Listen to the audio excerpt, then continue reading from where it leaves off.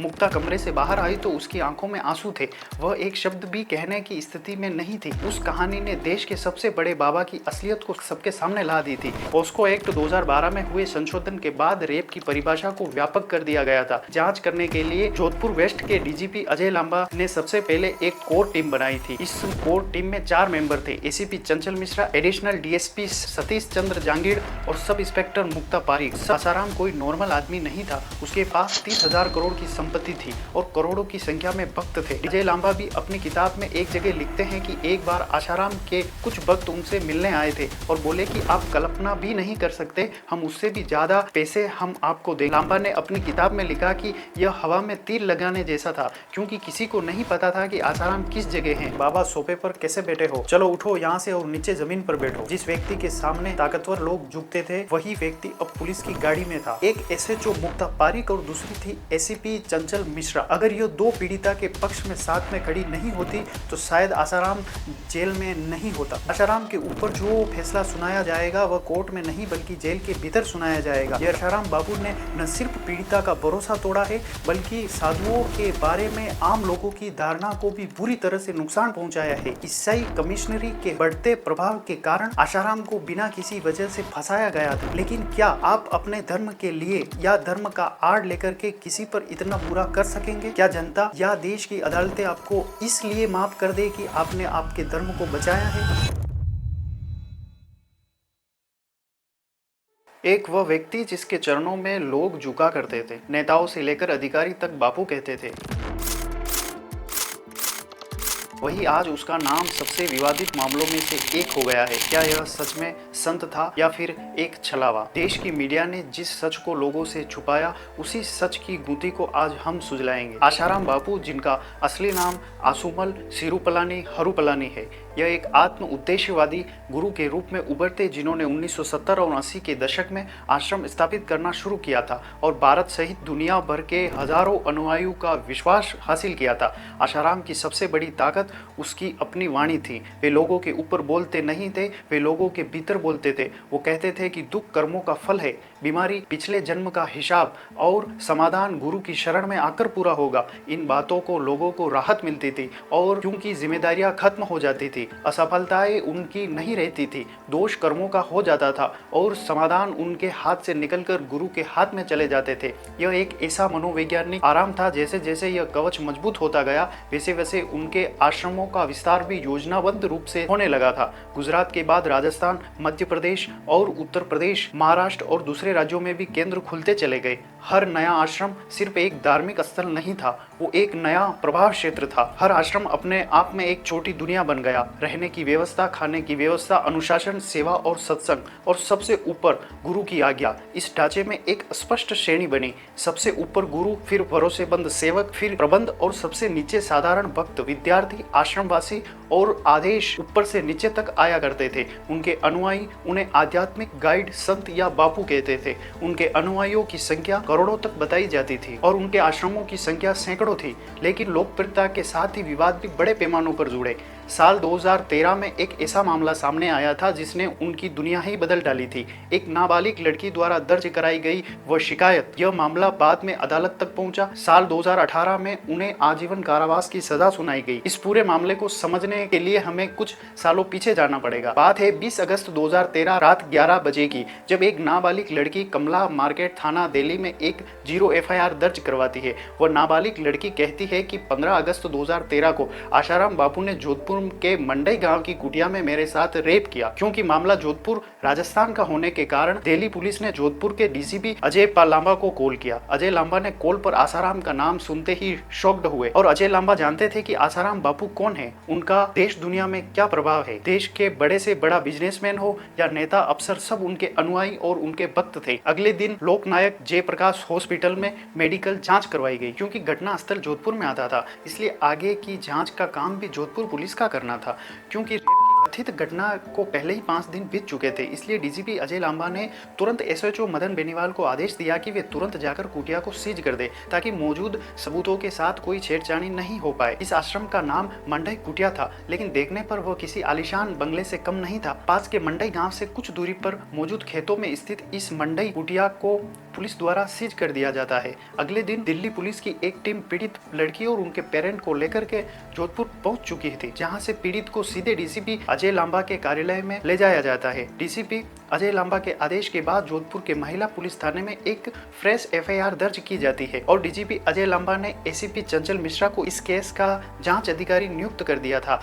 साथ में एसएचओ मुक्ता पारिक को भी एसीपी चंचल की एडवाइजर के रूप में अपॉइंटमेंट कर दिया था। आईपीसी की धारा 228A के तहत रेप पीड़ितों की पहचान को गोपनीय रखने का अधिकार देती है। यह नाम कोई भी ऐसी जानकारी छापने पर रोक लगाती है जिससे उनकी पहचान हो सके, इसलिए हम यहाँ एक काल्पनिक नाम प्रिया रख लेते हैं। जब प्रिया से अजय लांबा ने अपने साथ हुई घटना को सुनाने के लिए कहा तो वह असहज थी, इसलिए एसएचओ मुक्ता पारिक से कहा कि वह अलग कमरे में ले जाकर प्रिया से सुने आखिर उसके साथ क्या हुआ है। आशाराम पर लिखी अपनी किताब में डीसीपी लांबा लिखते हैं कि जब मुक्ता कमरे से बाहर आई तो उसकी आंखों में आंसू थे, वह एक शब्द भी कहने की स्थिति में नहीं थी। कुछ देर के बाद एसएचओ मुक्ता ने कहा कि तो हुआ है सर। इसके बाद वो कहानी मुक्ता ने कही। उस कहानी ने देश के सबसे बड़े बाबा की असलियत को सबके सामने ला दी थी। एसएचओ मुक्ता के अनुसार प्रिया ने कहा कि मैं उत्तर प्रदेश से हूं और मेरा पिता का ट्रांसपोर्ट का बिजनेस है, मेरे पिता के ट्रक है, सालों से हमारा पूरा परिवार आशाराम बापू का भक्त रहा है। मुझे और मेरे भाई को बापू के गुरुकुल में पढ़ने के लिए भेज दिया गया था, जहाँ हम आश्रम के हॉस्टल में रहते थे। यहाँ से ये बताना जरूरी है कि ये आश्रम और हॉस्टल मध्य प्रदेश के छिंदवाड़ा जिले में मौजूद है। आगे की कहानी में पीड़िता के बयान पर आधारित है। 2 और 3 अगस्त 2013 के दिन प्रिया की अत्यधिक तबीयत खराब होने लगी थी। प्रिया की तबीयत खराब होने के साथ ही लड़कियां हॉस्टल वार्डन शिल्पी मैम को सूचित कर देती है और शिल्पी मैम प्रिया को देखने के लिए आती है और रेस्ट करने के लिए कहती है। अगले दिन भी प्रिया की तबीयत खराब होने लगती है, लेकिन प्रिया को किसी डॉक्टर को नहीं दिखाया जाता है। 2 दिन बाद प्रिया को आश्रम के डायरेक्टर प्रकाश के पास ले जाया जाता है और प्रिया के अनुसार डायरेक्टर प्रकाश की ऑफिस में एक और लड़की मिलती है जो प्रिया से कहती है कि उस पर भूतों का छाया है। और जब डायरेक्टर ने मुझे देखा तो कहा कि मैं भी भूत प्रेत के छाये में हूँ, इसलिए मुझे भूत के छाये को अब भगाने के लिए मुझे मंत्र जपने चाहिए और पूजा पाठ करना चाहिए। लेकिन अगले दिन प्रिया के पेट में फिर से तेज दर्द होने लगा, लेकिन अब भी डॉक्टर के पास ले जाने के बजाय प्रिया को बीमारी में ही मंत्र का जाप करने के लिए कहा गया था। अगले दिन हॉस्टल वार्डन शिल्पी प्रिया के रूम में आती है और कहती है कि तुम पर भूत प्रेत का छाया है, इसलिए इसकी सूचना बापूजी को दे दी है और अपने भाई से कह दो कि वे पेरेंट्स को सूचित कर दे। प्रिया की तबीयत की सुनने के बाद 8 अगस्त के दिन प्रिया के पेरेंट प्रिया से मिलने के लिए आश्रम पहुंच जाते हैं, लेकिन उन्हें प्रिया से मिलने नहीं दिया जाता। अगले दिन वार्डन शिल्पी की मौजूदगी में ही उन्हें पेरेंट को मिलने दिया जाता है। शिल्पी ने प्रिया के पेरेंट को कहा कि प्रिया पर भूतों का छाया है, जिसकी सूचना बापूजी को दे दी है, इसलिए वे जहां भी हो उन्हें तुरंत जाकर उनसे मिलना चाहिए। प्रिया के पिता आशाराम के अटेंडेंट शिवा से पहले ही परिचित थे। शिवा से फोन पर बातचीत के बाद 12 अगस्त के दिन प्रिया के पिता और माता पिता को साथ लेकर आशाराम से मिलने के लिए दिल्ली पहुंच जाते हैं। लेकिन दिल्ली आने के बाद प्रिया के माता पिता से कहा जाता है कि बापू तो जोधपुर में पहुंच चुके हैं। इस तरह तीनों लोग 14 अगस्त के दिन दिल्ली से जोधपुर पहुंच जाते हैं, जहां से आशाराम के सहयोगी सेवक द्वारा उन्हें मंडई कुटिया बुला लिया जाता है, जहां आशाराम करीब 50-100 भक्तों के साथ सत्संग कर रहे थे।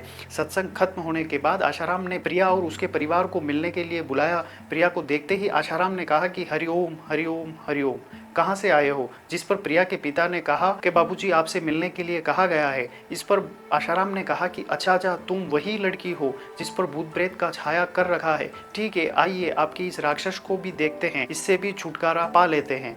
इसके बाद आशाराम अपनी कुर्सी से उठे और तांबे के एक बर्तन में से अपनी हथेली में थोड़ा पानी लिया और कुछ मंत्र पढ़ने के बाद प्रिया के चेहरे पर छिड़क दिया। अपना हाथ प्रिया के सर पर रखा और इसके बाद आशाराम ने प्रिया के परिवार को कहा कि जाइए विष्णु के कमरे में आराम कर लीजिए। इसके बाद रात 10 बजे आशाराम ने प्रिया को वार्डन से मिलने के लिए बुलाया और प्रिया के अनुसार आशाराम ने फिजिकल हैरेसमेंट की थी और प्रिया के दिए गए बयान के अनुसार मैं एक्सप्लेन भी नहीं कर पा रहा हूँ, यह इतना गलत हुआ था। उसके बाद उसने कहा था कि तुम यहीं रुको और कुछ दिनों बाद धार्मिक अनुष्ठान करो। जहाँ तक तुम्हारे माता पिता की बात है वे घर जा सकते हैं। जब तक तुम्हारा इलाज हो जाएगा तो इसके बाद वो तुम्हें भी गुरुकुल भेज दिया जाएगा। पोस्को एक्ट 2012 में हुए संशोधन के बाद की परिभाषा को व्यापक कर दिया गया था, लेकिन अदालत में इसे साबित करने के लिए सबूत चाहिए थे। आसाराम केस की जांच करने के लिए जोधपुर वेस्ट के डीजीपी अजय लांबा ने सबसे पहले एक कोर टीम बनाई थी। इस कोर टीम में 4 मेंबर थे, एसीपी चंचल मिश्रा, एडिशनल डीएसपी सतीश चंद्र जांगीड़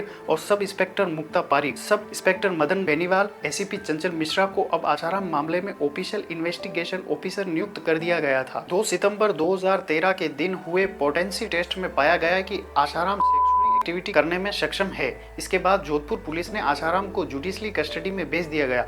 भले ही आसाराम ने जोधपुर पुलिस के आगे औपचारिक तौर पर अपना गुनाह कबूल कर लिया था, लेकिन इस मामले को अभी कोर्ट के आगे प्रूफ होना बाकी था। जितना आसान लग रहा था उतना आसान नहीं था। आसाराम के जेल भेजे जाने के बाद अब जोधपुर पुलिस को चार्जशीट तैयार करनी थी, जिसके आधार पर कोर्ट में बहस होनी थी। लेकिन इस दौरान पुलिस टीम को भी धमकियां मिलने लगी थी। आसाराम कोई नॉर्मल आदमी नहीं था। उसके पास 30,000 करोड़ की संपत्ति थी और करोड़ों की संख्या में भक्त थे। डीसीपी अजय लांबा से लेकर जोधपुर पुलिस की टीम के सभी बड़े अधिकारियों को करोड़ों के ऑफर दिए गए थे। इन्वेस्टिगेट ऑफिसर एसीपी चंचल मिश्रा को भी आसाराम के समर्थकों की तरफ से धमकियां मिलने लगी थी। एसीपी मिश्रा का पीछा किया जाने लगा। हालांकि जोधपुर पुलिस ने पीछा करने वाले लोगों को आसाराम के भक्तों के रूप में पहचान करके अरेस्ट किया था। आसाराम के बेटे नारायण साई पर लगे रेप के दूसरे केसों की जांच करने वाली गुजरात पुलिस ने जांच के दौरान यह भी बताया कि आसाराम के भक्त चंचल मिश्रा की हत्या करने की प्लानिंग भी कर रहे थे। इसलिए चंचल मिश्रा को जोधपुर पुलिस ने एक्स्ट्रा सुरक्षा मुहैया करवा दी थी। इसी तरह एसएचओ मुक्ता